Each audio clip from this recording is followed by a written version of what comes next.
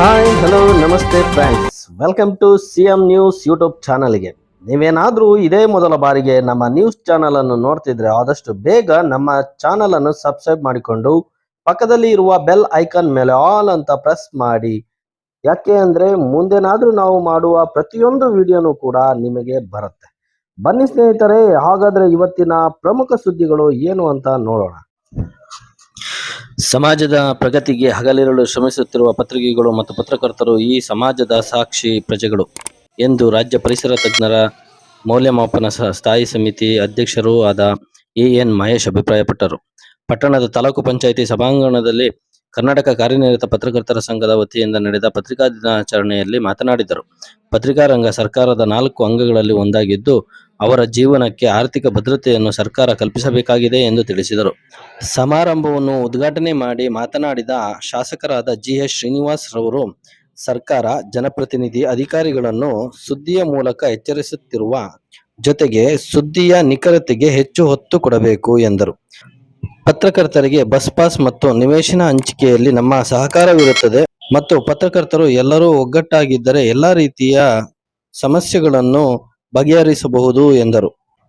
ಜಿಲ್ಲಾ ಸಂಘದ ಅಧ್ಯಕ್ಷರಾದ TNA ಮೊದಲಿಯಾರ್, ಪತ್ರಕರ್ತರು ಹೆಚ್ಚು ಅಧ್ಯಯನ ಮಾಡಬೇಕು. ದೃಶ್ಯ ಮಾಧ್ಯಮದ ಹೊರತಾಗಿಯೂ ನಿಖರ ಸುದ್ದಿಯ ಮೂಲಕ ಪತ್ರಿಕೆಗಳು ಜನರ ವಿಶ್ವಾಸ ಗಳಿಸಿವೆ, ಓದುಗರ ಮೆಚ್ಚುಗೆಗೆ ಪಾತ್ರವಾಗಿವೆ ಎಂದರು. ಸಮಾರಂಭದ ಅಧ್ಯಕ್ಷತೆ ವಹಿಸಿದ್ದ ತಾಲೂಕು ಘಟಕದ ಅಧ್ಯಕ್ಷರಾದ ಹೆಬ್ಬೂರು ಶಿವಣ್ಣನವರು ಮಾತನಾಡಿ, ಪತ್ರಕರ್ತರಿಗೆ ನಿವೇಶನ ಒದಗಿಸಬೇಕು ಎಂದು ಮನವಿ ಮಾಡಿದರು.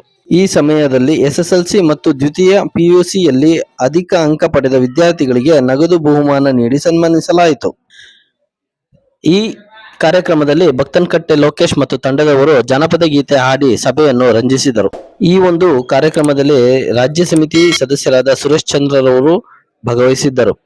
ಅಜ್ಜಂಪುರ ಕಾಂಗ್ರೆಸ್ ನಗರ ಘಟಕ ಅಧ್ಯಕ್ಷರಾದ ತಿಪ್ಪೇಶ್ ಮಡಿವಾಳ್ ರವರು, ಗ್ಯಾರಂಟಿ ಯೋಜನೆ ಸಮಿತಿ ಅಧ್ಯಕ್ಷರಾದ MJ ಕುಮಾರ್ ಅವರು, ಕಾಂಗ್ರೆಸ್ ಮುಖಂಡರಾದಂತಹ K ರಾಘವೇಂದ್ರರವರು, ತಾಲೂಕು ಪಂಚಾಯಿತಿ ಮಾಜಿ ಅಧ್ಯಕ್ಷರಾದ ಕೃಷ್ಣಪ್ಪ, ಮುಖಂಡರಾದ ನಿರಂಜನ್ ಪಾಟೀಲ್, ರಿಯಾಜ್ ಅಹಮದ್, ನಾಗರಾಜ್, ವೆಂಕಟೇಶ್, S ಮಹೇಂದ್ರ ಸ್ವಾಮಿ, CR ಬಸವರಾಜ್, ನಾಗೇಶ್, ಪ್ರಸನ್ನಕುಮಾರ್, ಶಾಂತಕುಮಾರ್ ಹಾಗೂ H ಗುರುಮೂರ್ತಿ ಭಾಗವಹಿಸಿದ್ದರು.